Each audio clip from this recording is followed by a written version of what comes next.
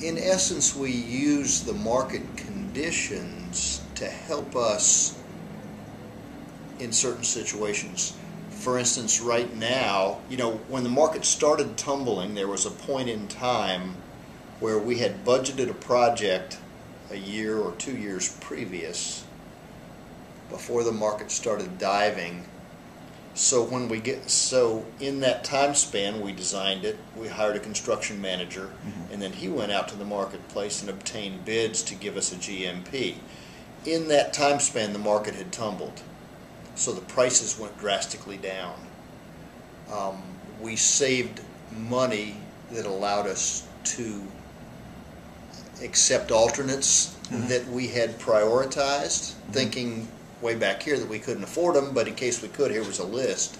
So we were able to use that money to put that scope back into the project. Sure. And similar situations on other projects. The market's down. We know we're going to get more project for the money than we could 2 years ago or 3 years ago. Right. Okay, that's a lot better alternative than people that put off a project because they think that they're not going to be able to afford it because their budget's getting cut.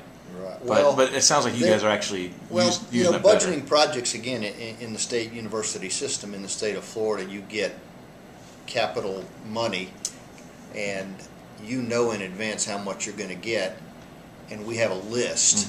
There's a 5-year list and a 10-year list of capital improvement projects, and the list is prioritized. Sure. Sometimes those priorities change. If someone comes up with a huge gift to help contribute to a project, it might leap to the top of that list. Right. But in advance what they are. We've written a program in-house that kind of tells us about what they cost, and we know what the size is. And then, each year we'll go to the state with our 5 or 10 top priorities. The legislature will appropriate construction money, and we'll know which ones are funded and go from there. Okay.